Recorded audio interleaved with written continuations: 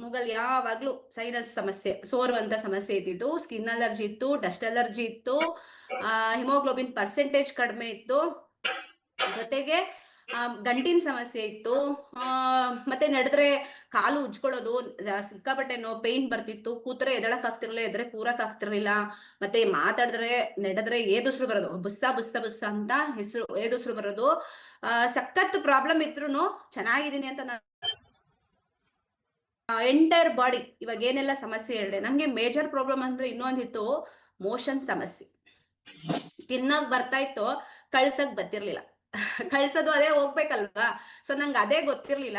So ತುಂಬಾನೇ motion ಸಮಸ್ಯೆ ಇದ್ದಿದ್ದು. ಒಂದೊಂದ್ಸಲ ಮೋಷನ್ ಬರ್ಲಿಲ್ಲ ಅಂತಂದ್ರೆ ಹಾಡ್ ಹೇಳ್ತಾ ಇದ್ದೆ, ಹಾಡ್ ಹೇಳಿದ್ರು ಇಲ್ಲ, ದೇವ್ರ ಕರೆದ್ರು ಇಲ್ಲ. ಸೊ ನನ್ನ ಬಾಡಿಗೆ ಏನ್ ಕೊಡ್ಬೇಕು ಅನ್ನೋದು ನಂಗೆ ಗೊತ್ತಾಗ್ತಿರ್ಲಿಲ್ಲ. ಬಟ್ ಇಲ್ಲಿ ಕೋಚ್ ಅರ್ಥ ಮಾಡಿಸಿದ್ರು, ಇದನ್ನ ಬಳಸ್ತಾ ಇರಿ, ನಿಮ್ಗೆ ನಿಮ್ ಬಾಡಿಲಾಗೋ ಚೇಂಜಸ್ ನ ಅಬ್ಸರ್ವ್ ಮಾಡ್ಕೊಳ್ಳಿ, ಗೊತ್ತಾಗುತ್ತೆ ಅಂತ ಹೇಳಿದ್ರು. ಸೊ ಅಬ್ಸರ್ವ್ ಮಾಡ್ಕೊತಾ ಇಲ್ಲಿ ಹೇಳೋ ರಿಸಲ್ಟ್ ನ ಕೇಳಿಸ್ಕೊಂತ ಇವತ್ತು ಬ್ರೇಕ್ಫಾಸ್ಟ್ ನ ಬಳಸ್ಕೊಂಡಿದ್ದಕ್ಕೆ ಇವತ್ತು ಬಾಡಿ ಚೆನ್ನಾಗಾಗೋದಕ್ಕೆ ಹೆಲ್ಪ್ ಆಗಿರೋದು. ಜೊತೆಗೆ ನನ್ಗೆ ಇಬ್ರು ಮಕ್ಳಿದ್ದಾರೆ, ಅವ್ರಿಗೂ ಇದೇ ಬ್ರೇಕ್ಫಾಸ್ಟ್ ನ ಕೊಟ್ಟಿದ್ದೀನಿ. ಯಾಕೆ ಅಂದ್ರೆ prevention is better then cure ಅಂತ ಹೇಳ್ತಾರೆ, ಹೌದಲ್ಲ. ಅಂದ್ರೆ ಆ ಮಕ್ಳಿಗೂ ಸಮಸ್ಯೆ ಇತ್ತು. ದೊಡ್ಡ ಮಗಳು 21 ವರ್ಷ, ಅವಳಿಗೆ ಬ್ಯಾಕ್ ಪೇನ್ ಸಮಸ್ಯೆ ಇತ್ತು, ತುಂಬಾ ಅಂಡರ್ ವೇಟ್ ಇದ್ಲು, ಪಿಂಪಲ್ಸ್ ಜಾಸ್ತಿ